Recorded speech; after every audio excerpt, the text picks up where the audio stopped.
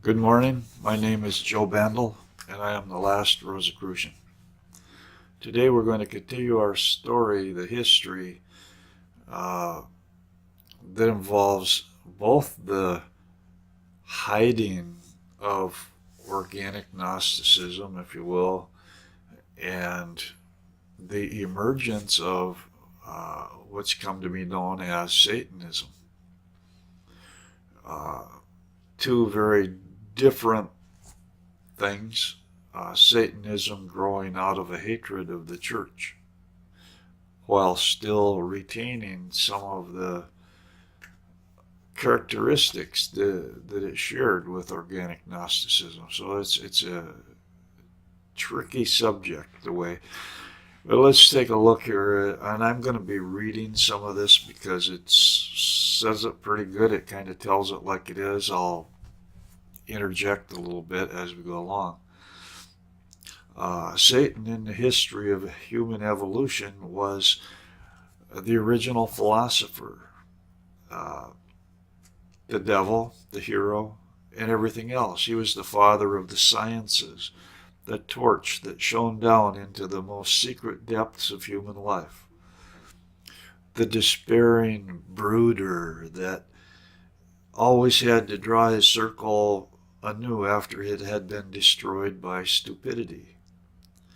And also, he was the lawless and the adversary, the eternal adversary. Now, this is going to describe what people thought.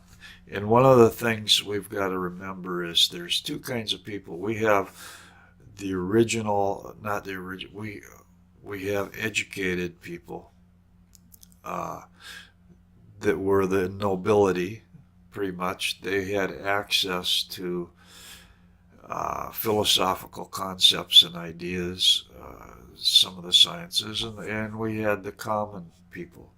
Now, uh, the common people are the ones that we're trying to follow in this post, or this video. Okay, so anyway, uh, Satan, the magician, the mathematician, was like all the others that were called to have dealings with the secret sciences, period. He was only accessible to a few. He was a dark aristocrat who only revealed his mysteries to a few, to an Agrippa, a Paracelsus, a John D. Van Helmont. He only allowed himself to be conjured by the most powerful, while he sent the hordes of his dishonest servants to the earth to inflame human passions, to sow hatred and criminality, to teach arrogance and pride to humans, to cause the human race to become enraged so that the blood washed away all care and consideration and awakened the beast, which, in order to satisfy its lust, did not shrink back from any crimes.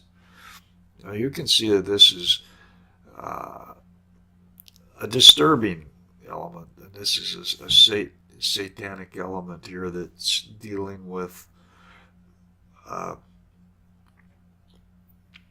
duality in an adversarial way as opposed to duality in the male-female aspect of it, the loving way.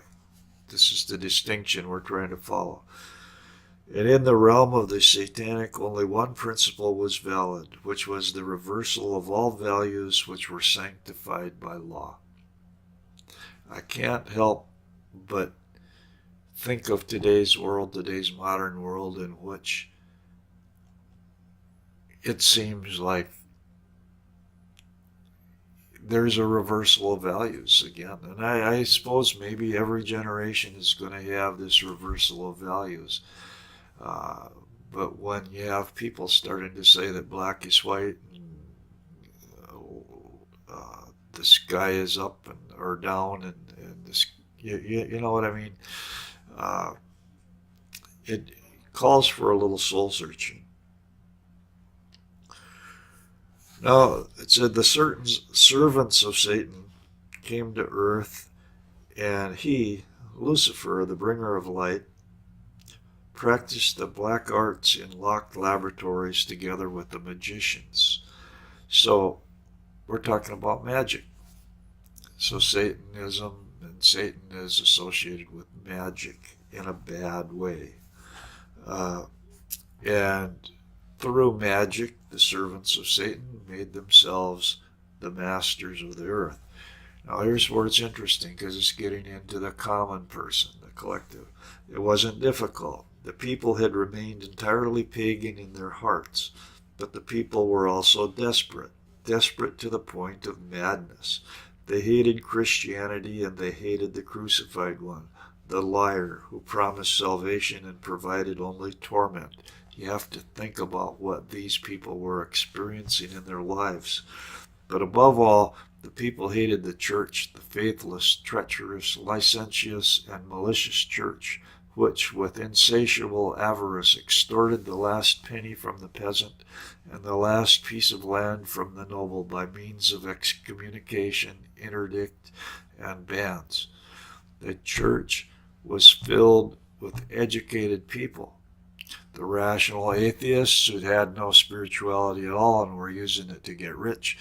And you had the social enforcers who thought everybody was going to go to hell, and they were anti-life.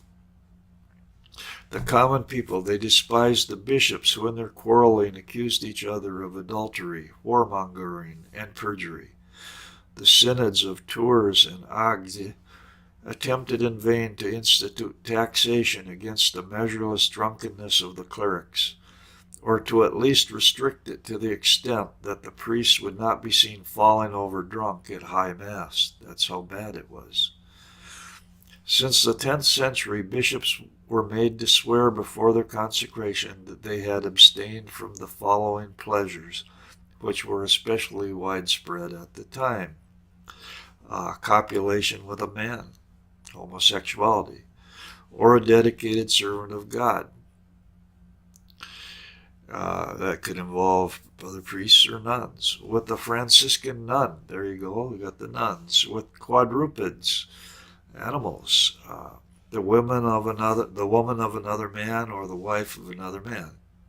They had to swear that before they were consecrated as priests. Interesting. And just how far gone Christian love was, how kind and merciful it was shown by a quite characteristic and in no way unusual bull issued by Clement VI against Louis V on the 13th of April, 1346. In this document, divine power was invoked to strike Louis with the power of God's right hand. Listen to this. To pursue him, King Louis, in such a way that he might fall into an unknown trap. He was cursed when he entered, he was cursed when he left. May God send the spirit of deception, error, and foolishness over him. May he be consumed by the fire from heaven. And after this, the earth was also called upon that it might rise up and swallow him. It goes on to say, may his children also be hunted down by their estates and fall into the hands of their enemies before the eyes of their very own father. That's a kind of a nice blessing, isn't it, for the church to give? I guess what I'm saying is, in this example, you're seeing this is not a church that we're familiar with. This is a church that has a lot of anger and hostility.